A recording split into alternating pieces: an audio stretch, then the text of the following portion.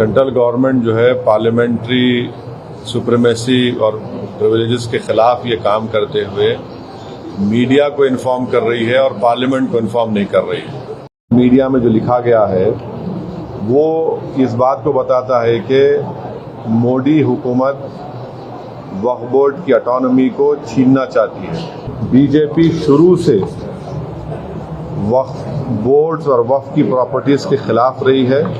RSS का agenda है कि वो शुरू से वक्फ प्रॉपर्टीज को और वक्फ बोर्ड को खत्म करने की कोशिशें करती रही हैं। ये अमेंडमेंट्स लाने का मकसद एक ही है कि एक तो वक्फ प्रॉपर्टीज को छीन लिया जाए, दूसरा फ्रीडम ऑफ रिलीजन के खिलाफ काम कर रहे हैं। हम अपोज करते हैं इसको। सबसे पहली बात तो यह है कि जब पार्लियामेंट सेशन में है तो सेंट्रल गवर्नमेंट जो है पार्लियामेंट्री सुप्रीमेसी और प्रिविलेजेस के खिलाफ ये काम करते हुए मीडिया को इन्फॉर्म कर रही है और पार्लियामेंट को इन्फॉर्म नहीं कर रही है। पार्लियामेंट जब चल रहा है तो सरकार का काम है कि इमीडिएटली आप पार्लियामेंट को इन्फॉर्म करते, बजाय इसके कि आपने मीडिया को लीक किया। अब जो मीडिया ने रिपोर्ट किया उसकी बुनियाद पर मैं ये कह सकता हूं कि ये जो प्रपोज अमेंडमेंट है, जो मीडिया में जो लिखा गया है, वो इस बात को बताता है कि मोदी हुकूमत वक्फ बोर्ड की ऑटोनॉमी को छीनना चाहती है और वो इंटरफेयर करना चाहती है वाकिफ के मंशे के खिलाफ कि किस तरह से उस वक्फ की प्रॉपर्टी को चलाया जाए, और ये खुद फ्रीडम ऑफ रिलीजन के खिलाफ है, नंबर 1। दूसरी बात यह है कि बीजेपी शुरू से वक्फ बोर्ड्स और वक्फ की प्रॉपर्टीज के खिलाफ रही है और इनका एक हिंदुत्व का एजेंडा है, आरएसएस का एजेंडा है कि वो शुरू से वक्फ प्रॉपर्टीज को और वक्फ बोर्ड को खत्म करने की कोशिशें करती रही हैं। तीसरी बात यह है कि अब जो मीडिया के रिपोर्ट्स के ऊपर मैं अपना ये रिएक्शन दे रहा हूं कि एक बार किसी प्रॉपर्टी को वक्फ डिक्लेयर कर दिया गया तो हमेशा वक्फ रहता है। तो वक्फ एक्ट जो है 54 का है और 96 का है, जो 96 के एक्ट तो 2013 में अमेंड किया गया।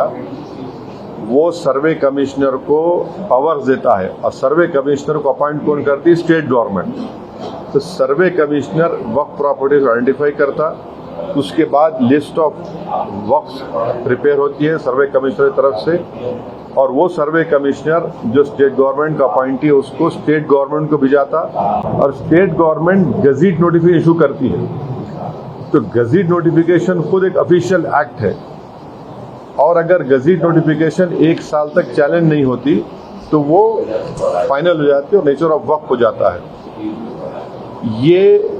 इसको ये लोग चेंज करना चाहते हैं, यानी जो पहले से वक्फ हो चुकी हैं प्रॉपर्टीज, अब दोबारा उनको एस्टैब्लिश करना पड़ेगा कि ये वक्फ है। ये इम्पॉसिबिलिटी है।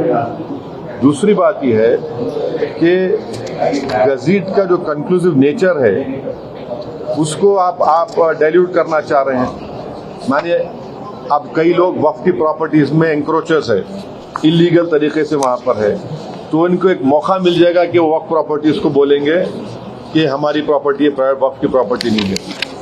और कोई भी प्रॉपर्टी में ये झगड़े होते कहीं ना कहीं, तो उसको एक एंक्रोचर्स को एक मौका मिल जाएगा। तीसरा न्यूज रिपोर्ट ये बोलता है कि अमेंडमेंट इन एस्टैब्लिशमेंट और कंपोजिशन ऑफ वक्फ बोर्ड, तो ये एक्ट खुद ये बोलता है कि हर स्टेट में एक वक्फ बोर्ड होना चाहिए और बोर्ड रिस्पॉन्सिबल होगा उसके एडमिनिस्ट्रेशन और मैनेजमेंट ऑफ वक्फ प्रॉपर्टीज के लिए।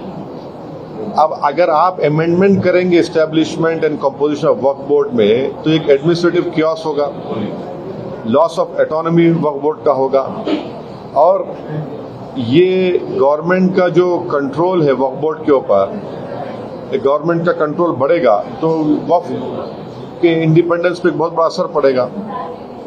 चौथी बात उसमें यह है कि वक्फ ट्रिब्यूनल्स है। अब ये जो मीडिया रिपोर्ट ये बोल रहा है कि गवर्नमेंट इन ट्राइब्यूनल्स को डाइल्यूट करना चाहती है अब ये ट्राइब्यूनल्स के पावर्स को डाइल्यूट कर देंगे तो फिर ये केसेस का क्या होगा, इनएफेक्टिव इन्फोर्समेंट होगा। पांचवी बात जो मीडिया रिपोर्ट्स के ऊपर मैं बोल रहा हूं आपको, इसमें लिखा गया कि अगर कोई डिस्प्यूटेड प्रॉपर्टी है तो डिस्प्यूटेड प्रॉपर्टी का ये लोग बोलेंगे नहीं प्रॉपर्टी डिस्प्यूटेड है, इसका सर्वे हम कराएंगे। अगर कोई प्रॉपर्टी डिस्प्यूट है तो उसका फैसला जुडिशरी करती। यहां पर मोदी हुकूमत डिस्प्यूट क्रिएट करेगी, उसका सर्वे कराएंगे। अब सर्वे एग्जीक्यूटिव कराएगा या सीएम कराएगा या बीजेपी पावर बीजेपी कराएगी। अब जाहिर नतीजा क्या निकलेगा आपको मालूम है। तो ये भी एक तरीका है उस डिस्प्यूटेड प्रॉपर्टीज को डिस्प्यूट बनाना, पहले फिर सर्वे कराना उसका, और सर्वे में रिपोर्ट लिख देना कि नहीं ये वक्फ नहीं है। ऐसे कई मस्जिद दरगाहें हैं हमारे भारत में जहां पर बीजेपी आरएसएस ये क्लेम करती है कि वो दरगाह और मस्जिद नहीं है। तो जो पावर जुडिशरी का है वो एग्जीक्यूटिव छीनना चाह रहा है उसको। और एक बात जो मीडिया रिपोर्ट्स के मालूम ये हो रही है कि अब कोई कब्जा करके इंक्रोचर है तो वक्फ बोर्ड को पावर है, उसके पावर्स को अगर आप छीन लेंगे तो फिर पूरा ये तो लॉस होगा वक्फ प्रॉपर्टीज का। अच्छा, उसमें एक और मीडिया रिपोर्ट में बात आई है, amendment to the process of Waqf board. ये जो वाकिफ होता है वो अगर मेरी प्रॉपर्टी में बोलते हैं वक्फ बोर्ड को मैं दे रहा हूँ, मैं वक्फ कर वाकिफ हूँ, मुतवल्ली मैं रहूंगा किसी और, वो आप बोल रहे वो भी नहीं रहेगा। तो बेसिकली ऑल इन ऑल ये जो है ये पूरे इस तरह का, अगर ये मीडिया रिपोर्ट सही है तो मोदी सरकार ये चाह रही है कि पूरे वक्फ बोर्ड की प्रॉपर्टीज को छीन लिया जाए, इनको मुसलमानों से छीन लिया जाए। और वो थ्रेटन कर रहे हैं वक्फ की प्रॉपर्टीज का जो कंट्रोल है वक्फ बोर्ड्स के ऊपर, ताकि उसमें तमाम लीगल एम्बिग्यूटीज पैदा हो जाना, और इससे और वक्फ की प्रॉपर्टीज का नुकसान होगा। तो अब ये कंप्लीट सिस्टम को जब ये लोग अगर मीडिया रिपोर्ट्स सही है चेंज करना चाह रहे, उसमें कुछ ये करना चाहे, तो कोई भी आगे बढ़कर प्रॉपर्टीज को वक्फ नहीं करेगा।